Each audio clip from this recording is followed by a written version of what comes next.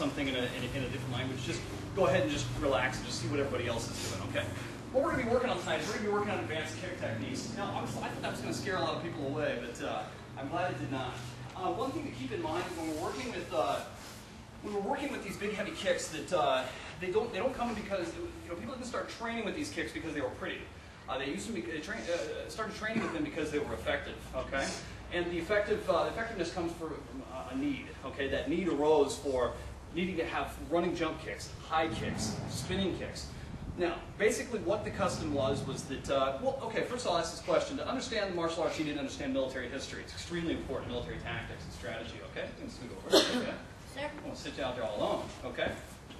Who's probably, the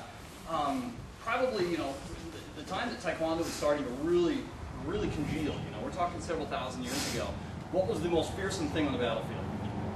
Cavalry. Absolutely, cavalry, okay? Now, who was arguably the most effective cavaliers in world history? Pardon? Yes, the Mongols. Unbelievably. Now, who's not just a few thousand miles away from, maybe less than that, from the Mongols, was the Korean Peninsula. So there was a lot of Mongol influence, Chinese influence, Japanese influence, a lot of influence from everywhere. So the need arose for the ability to have anti-cavalry tactics, okay? What is anybody ever experienced horses at all? Anybody experience riding horses, being around horses? Is it a horse's nature to plow right over something in its way? No. What's the nature of the horse? Move around it or leap it, right? A horse is a wonderful platform. It's extremely stable and extremely powerful. It can give you speed, it can give you elevation, and it can give you power, what you need to take down an opponent. That way, pull alongside of an opponent and kabam, okay? That was where the need was, the need arose. And remember, we're not talking about large French destriers and Clydesdales here. We're talking about the squat Mongol horse, which our feet would probably drag on, okay? So, what happened is there was a need to try to neutralize that problem.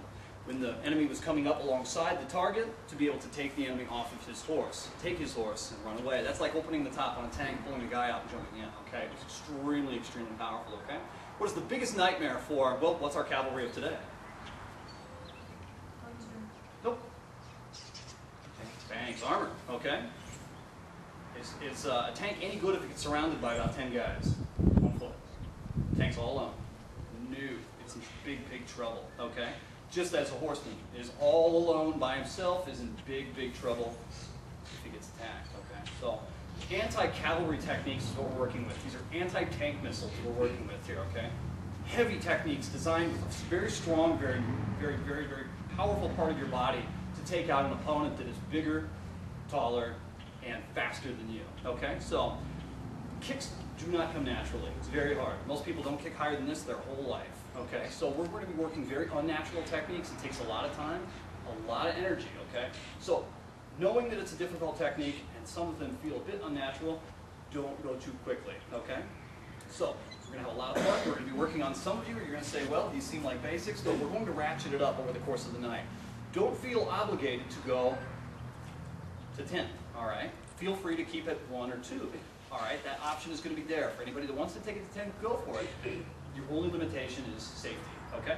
All right, so what we're going to be working on today is we're going to be starting with the side kick. I call it the, well, before I give it away, what is the firearm that most kids learn how to shoot first? Not the 22. That's a big one. What's right after the 22 usually? Very, very common firearm to train when kids start shooting. Shotgun. I call the side kick the shotgun of kicks because you learn it at white belt. It's extremely powerful. It's extremely uncontrolled, and it kicks. It's hard. It is a nasty kick. We learn it at white belt because we have to learn how to control it over time. So it's very hard, unlike a shotgun, to hit what you're aiming at, though, okay, with a side kick. It is a spear of the technique, okay? Unlike a big swathing technique, or halberd or something of the sort, okay? It's thrust, all right? So that's what we're going to be starting with today, okay? All right, what we're going to do is, first technique, working 1, 2, 3, and 4 side kick. I'm going to just demonstrate them first, then we're going to practice them in the air, then you're going to practice them with a partner, okay? Doing 1, 2, 3, and 4, okay? All right, if I can get a volunteer. I always ask, if there's no obligation to be a volunteer, but if you raise your hand. Anybody? Josh? Excellent. All right. Good hustle. Excellent. We don't walk anywhere in here, is that correct? Okay, good. All right, so the side kick is quite simple, okay? Yes. extremely complex, okay? Every kick breaks down into 4 pieces for the most part, known as the isometrics, okay? It's known as the chambering, it's pulling the kick up. There's the extension, there's the rechambering, and then the set down. All the while making sure you keep your hands up for balance, okay? What I want you to do is get right up to the bag, put your hand right on the top of the bag, and then step away. Because it doesn't have the reach you think it does, okay? Keep your hands up, you're in what is known as a middle stance or horse stance, okay? Here, looking over your shoulder, all right? What you're gonna do is you're gonna chamber it. Number 1, which Mr. Weimer actually gave you a little bit of brief terminology. Number 1 comes from the fronts, okay? Number 1, number 2, okay? Same goes here. We're gonna work 1 through 4. Number 1 goes here, kicks. All right, anybody that made it to Baron Sensei's class last night, he talked about the knife edge of the foot. It's the outside of the foot. Don't go flat because you're distributing the force of the attack over a wide range. You're hitting with a cricket bat versus a hammer. I want you to hit with a hammer, okay? So, here, hands up, chamber that leg, kick, bring it back, set it down. Please aim at the logo on the bag for right now. Yes, you can take it higher, I know, but just take it slow for right now. Here, 1.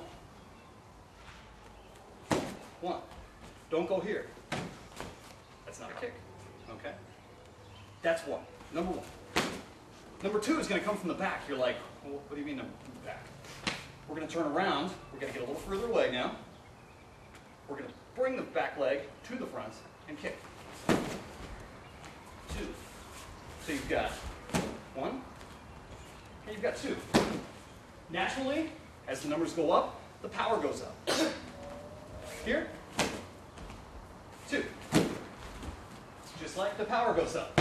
Jab, crossover, starts to get stronger. So 1 comes from the front, 2 comes from the back. Now 3, also known as the sliding.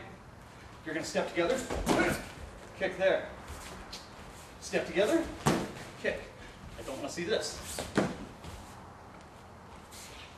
Thrust. Step together, kick. Take it slow. Step, kick. Do not do this either. Kick.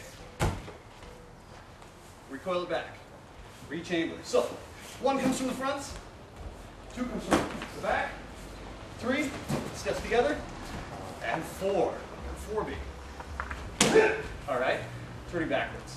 So, on the turn backwards, you're going to turn, start to chamber, engage your target, look, bring it back around. So, working all together here in a second. 1, 2, 3,